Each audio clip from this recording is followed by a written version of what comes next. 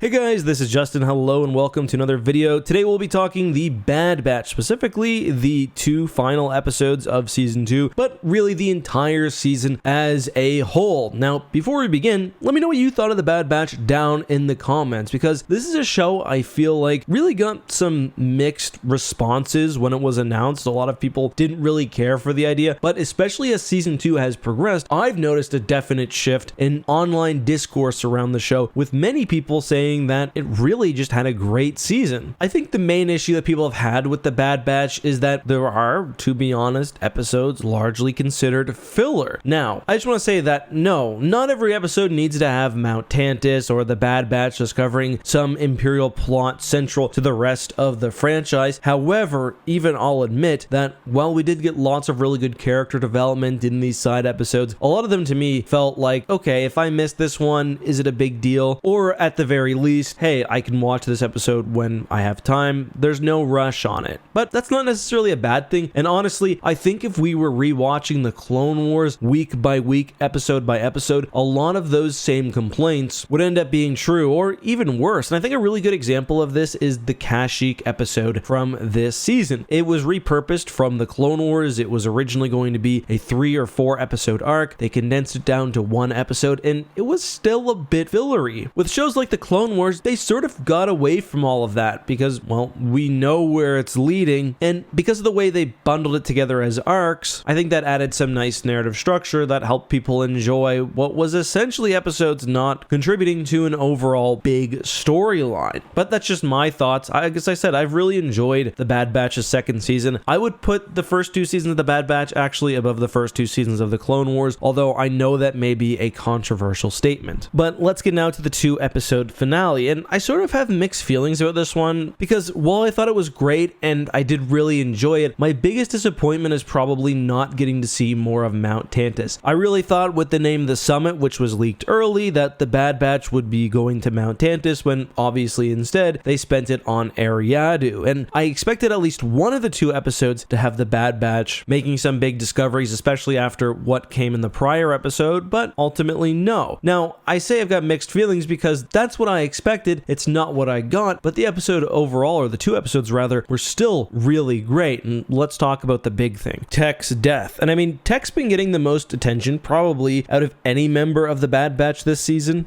perhaps except for Omega. And I think the show actually gained a lot from separating Tech and Echo. They operate similar roles, and Tech was able to flourish a lot more in those last few episodes without having his paler doppelganger running around. The obvious question is, well, is Tech dead? And I hope so, because Star Wars needs to have emotional payoffs when it comes to deaths. Fake outs are one thing, but if you kill one of the core members of the Bad Batch in Season 2, you're really changing how the show feels moving forward, and you're adding real stakes. Now, do I believe he's dead? I mean, probably not. Again, I hope he is, but all of the evidence to me indicates that he at least may have survived. They definitely left it ambiguous for their writing in the off-season. For one, everyone knows the golden rule when it comes to deaths in major sci-fi/fandom franchises. If you don't see a body, assume they may have survived. Star Wars, perhaps more than any other franchise, is really true on that point. However, not only did they not see a body, we also got the moment where they explicitly did not find a body. They talk about how they recovered his goggles, but not anything else. So I guess we'll see. And in fact, I wouldn't even be surprised if sometime in Season 3 we get the revelation that Hunter knew those were just a reproduction of Tech's goggles. There's also the fact that Tech has, well, a lot of tech. There's definitely ways he could have survived, especially with his profound analytical abilities. However, I think the writing on the wall for the character, at least the character's perceived fate, was somewhat clear when the romantic connection was confirmed at the end of the season in episode 15. There were certainly a couple of other big moments in the 2 episode finale. One thing that I found really interesting is that we've learned more and more about what the Kaminoans are up to, or specifically what the Empire wants the Kaminoans to achieve at Mount Tantus. I also have noticed that they have moved away from the incorrect spelling of Wayland that they used occasionally, Weyland and have now embraced Weyland with an A in closed captions and on StarWars.com. That's good. But somewhat surprising to me is that they apparently don't want Omega at Mount Tantus because of her genetics. I assumed her being a female clone, or perhaps even a Force-sensitive clone, made it so that the Empire was interested in her specifically. After the finale, however, it seems like they mostly want her there to force Nala Se to work. Work on what? Well, we don't know what exactly. However, alongside all the other projects at Mount Tantus, we know that Palpatine is requesting something specifically, something that the Kaminoans generally consider to be impossible. Now, the obvious answer is that he's working on the beginning stages of his plan for immortal life, as we see culminating in the rise of Skywalker, and obviously that's been a thread tied throughout all of the new Star Wars canon. The other big reveal is that the scientist was a female clone. People were saying that this was a theory and that some expected it because of her Kiwi accent. I didn't even notice. I don't know if I'm just not watching these shows intently enough. It never even entered my mind as a possibility that she could be a clone herself, and I really don't know the meaning of it other than the fact that she is, as of now at least, the only clone working directly with the Mount Tantus science team. We obviously see clone commandos providing security, but she's in there in the trenches with the beakers and shit. I'm still not really sure what happened to Omega, whether she's trans, whether it's some sort of genetic anomaly causing the difference in gender, or whether there's just some other thing. I don't know. So I'm really curious what you think the significance of the female clone within the ranks of the Mount Tantus science staff is, because it's clearly meant to be one of the big reveals of the season, but I don't know what it's hinting at. And I guess the ending thing to talk about is the fact that, yeah, Omega was captured and she's now again with the Kaminoans, but this time in Mount Tantus. And it's going to be very interesting to see the Bad Batch in season 3, which is obviously going to happen. Now without Omega, it's almost like what we thought the Mandalorian season 3 was going to be, assuming that there's not a Clone Wars season 8, which sees Omega returned in a couple of side episodes. But yeah, those are my thoughts. Really enjoyed the last 2 episodes. I thought it was a great season overall. I'm a huge fan of these shows. I think it's really nice to not only have big shows like The Mandalorian going, but to have these smaller, but still really fun Star Wars projects running for like 12 to 16 episodes. But until next time, I'll see you soon, and may the Force be with you.